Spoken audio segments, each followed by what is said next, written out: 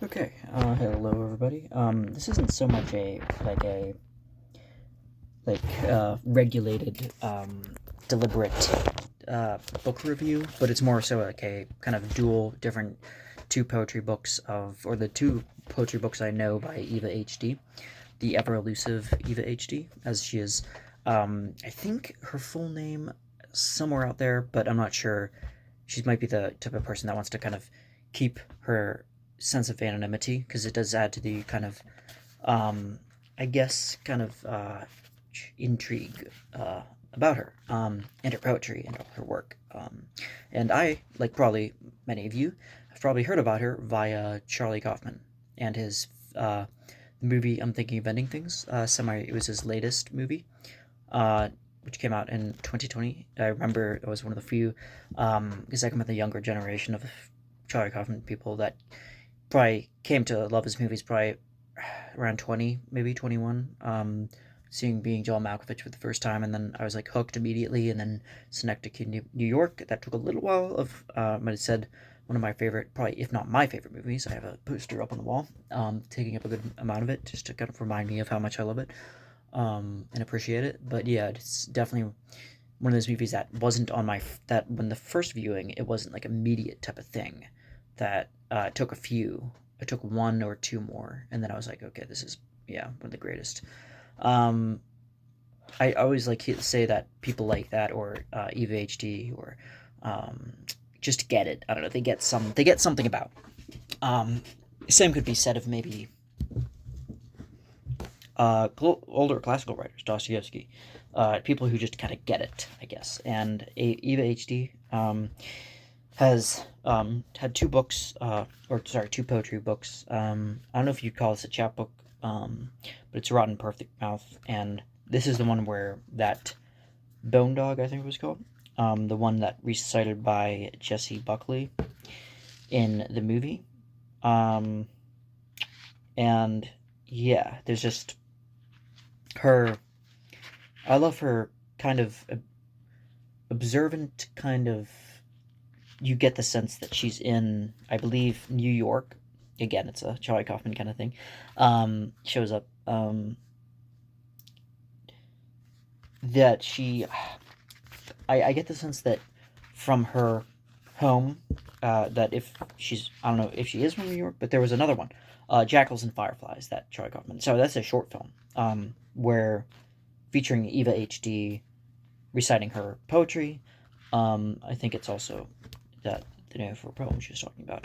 Similar themes, like these other ones, like in the Natural Hustle, I get the sense that she's observing and taking in absorbently the kind of stewing in and just kind of all these different experiences that she's crossing paths with, and anything from like the most kind of almost seemingly insignificant kind of people that you see for a bit that kind of literally just like kind of cross paths with in your life, that you take a little bit, a snapshot, kind of a mental snapshot, or sometimes if you're kind of weird like me, you write down like little things that you misheard things, because usually if it's something that's like something that I literally heard, like it ends up being something that it's like, okay, well, that's something, if it kind of like this runoff kind of conversation, if that's something I heard, if it's something I heard, then I know for a fact it's going to be, or like somebody else has already thought of it, like something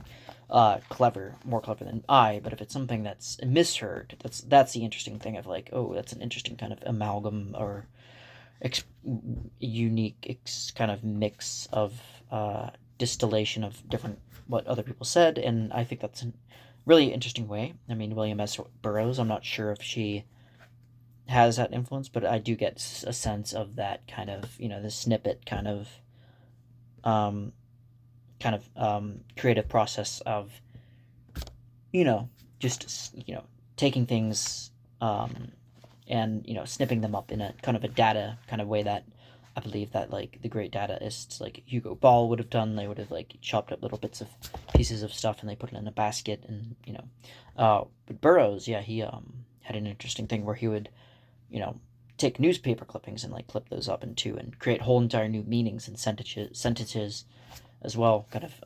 But I like the One of my favorites here was, just want to give a little bit.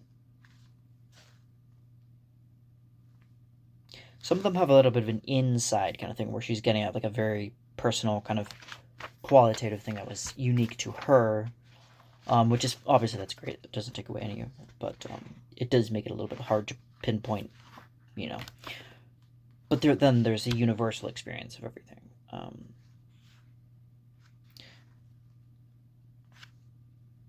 My head is okay. So this is from Postcard from Iceland.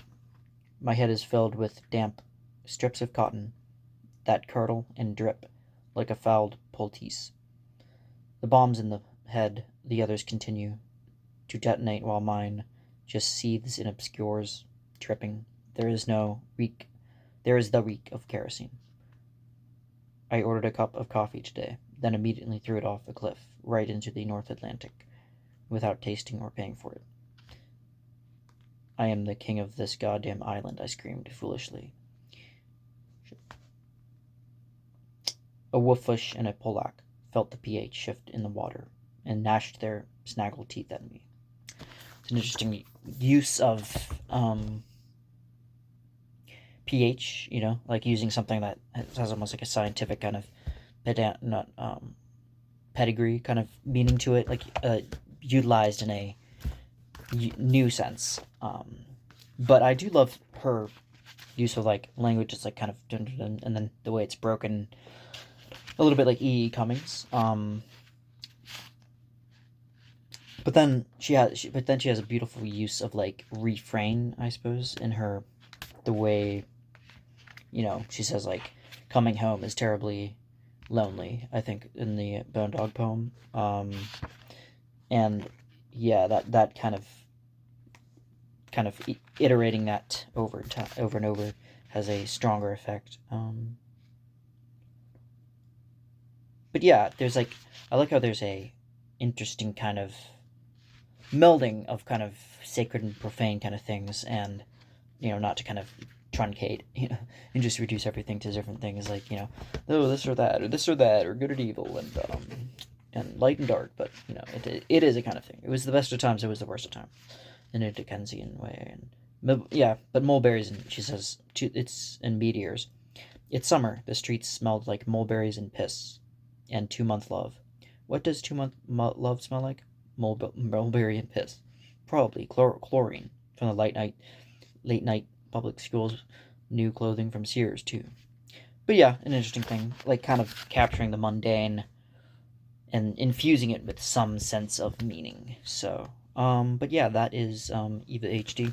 Kind of a dual, kind of little look into it, because I just thought it was a really engaging, insightful kind of books of poetry that I highly recommend. So, thanks for watching.